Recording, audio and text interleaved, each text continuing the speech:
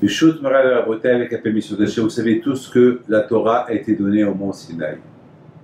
Vous savez que pendant un bon moment, tout le temps que les Juifs ils étaient à côté du mont Sinaï, ils n'avaient pas le droit de le toucher. Ils n'avaient pas, parce qu'il y avait là-bas vraiment la présence d'Hachem. Hachem, il a donné la Torah à Israël au mont Sinaï. Il s'est dévoilé, il leur a parlé. Tous les Juifs avaient entendu la voix d'Hachem. C'est pas tout le monde qui peut entendre la voix d'Hachem et rester vivant. À cette époque, les disent, le Hachem il a parlé, il a dit Anochi, c'est moi, tout le monde est mort. Et tout de suite, la Torah elle a dit à Hachem, Hachem, quoi, tu donnes la Torah aux morts? C'est pour ça que tu leur donnes la Torah. Tout de suite, la Torah elle est descendue, elle les a ressuscités. Et pendant presque 1 an et demi, ils étaient en face de la montagne.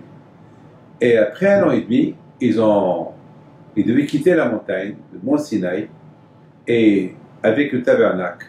Ils ont construit le tabernacle, et là, ils devaient quitter le lieu du mont Sinaï. Mais le Ramban, il dit, mais où il est parti?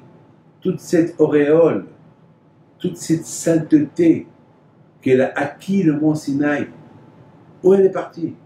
Où elle est partie? Vous vous rendez compte? Des millions de Juifs ne pouvaient pas la toucher. Vous ne pouvez pas toucher un sable, un grain de sable du mont Sinaï, parce que même le grain du sable était saint. Où ils sont partis tous? Où est partie toute cette sainteté? Quoi? Elle est retournée dans le ciel? Non. Parce que vous savez très bien, il y a une règle, que ce qui descend du ciel reste ici. Alors quoi, elle ne pouvait pas, cette sainteté, partir du mont Sinaï. Donc elle est partie où? Et bien le Ramban, il nous dit une chose extraordinaire.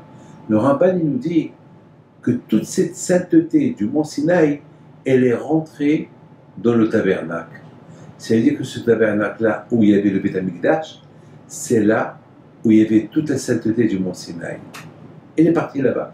Donc, mes amis, c'est la raison pourquoi on dit que aujourd'hui, la sainteté du mont Sinaï, ben, il est dans toutes les synagogues, dans le Beth Midrash, dans le Kollel. Elle n'est pas remontée. Là où il y a la Torah, cet endroit-là, il devait le mont Sinaï. Parce que je me suis posé une question. On voit que les gens, ils vont pèleriner Rabbi Meir Baal HaNes, ils vont pèleriner Rabbi Shimon Bar Yochai, ils vont pèleriner Rabbi Chaim Pinto, ils vont pèleriner tous les tzadikim. Mais pourquoi personne ne va pèleriner le mont Sinaï? Comment est-ce possible? Personne ne va pèleriner le mont Sinaï. Et pourtant, c'est au mont Sinaï qu'on a reçu la Torah. C'est au mont Sinaï qu'il y avait là-bas le bon Dieu. C'est là-bas où il y avait Moshe Rabbeinu. Comment?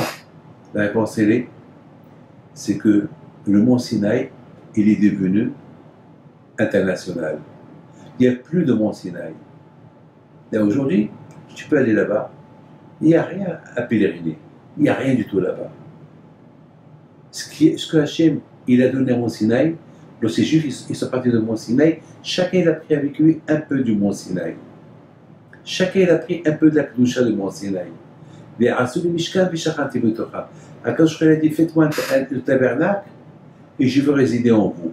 Le tabernacle, qui dit le Ramban, il a reçu toute la Kedusha, la sainteté du mont Sinaï, et chaque Juif avec. Donc tout le monde est parti avec quelque chose du mont Sinaï. C'est pour ça aujourd'hui, si tu veux le mont Sinaï, va à la yeshiva, va à la synagogue, va au kotel, va où il y a un tzaddik. Le tzaddik lui-même, il devient un mont Sinaï. Mes amis, comment nous, les Juifs, on a la force de faire les mitzvot? C'est quelque chose à moi, je vais vous dire.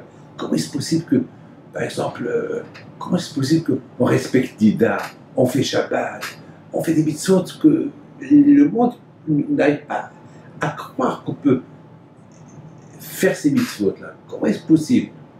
Vous savez pourquoi? Parce que j'ai pris, lorsque j'ai quitté le mont Sinaï, tous les Juifs qui ont quitté le mont Sinaï, ils ont pris avec eux du mont Sinaï un peu des forces spirituelles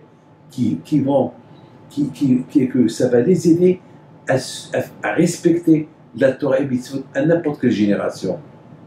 Donc j'ai en moi un peu de mont Sinaï. Vous avez un peu du mont Sinaï. Chacun, donc, puisqu'on a quitté le mont Sinaï, donc chacun il a vidé le mont Sinaï de chaque doucha il est resté aucune kedusha, aucune sainteté au Mont Sinaï. Il est devenu comme des pierres, du sable, rien du tout. Wallo, wallo, wallo. Tout ce qu'on est parti avec quelque chose de Mont Sinaï. C'est comme si je jette des diamants, tout le monde va venir, ils vont tout prendre. Ils sont partis, ben, qui va laisser un diamant? Personne. Donc, qui va laisser un morceau de kedusha au Mont Sinaï? Personne. Donc, ils ont tout pris. Mes amis, je termine. Il y avait un grand rabbin, ça c'est la Gemara qu'elle raconte. Il a vu une pierre, il s'est assis sur la pierre, il a commencé à pleurer, à l'embrasser. Ils ont dit, les gens, mais pourquoi tu pleures et tu embrasses cette pierre? Il a dit, cette pierre-là, c'est le Mont Sinaï. Mais j'y crois. Il a dit, oui, c'est le Mont Sinaï. Sur cette pierre, il s'est assis, il rappelle Hazar, un grand tzaddik, il a étudié la Torah sur cette pierre.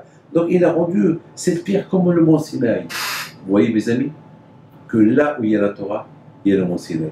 Si Hachem nous aurait dit d'aller péler le Mont Sinaï, alors les gens, tout le monde va voyager au Mont Sinaï et ils ne vont pas étudier la Torah. Parce que le Mont Sinaï, il est à côté de vous. La synagogue à côté de vous, c'est ça là-bas le Mont Sinaï. Les amis, n'oubliez pas, le Mont Sinaï, c'est vous. Le Mont Sinaï, c'est chez vous. Le Mont Sinaï, c'est la synagogue à côté. Que le bon Dieu protège.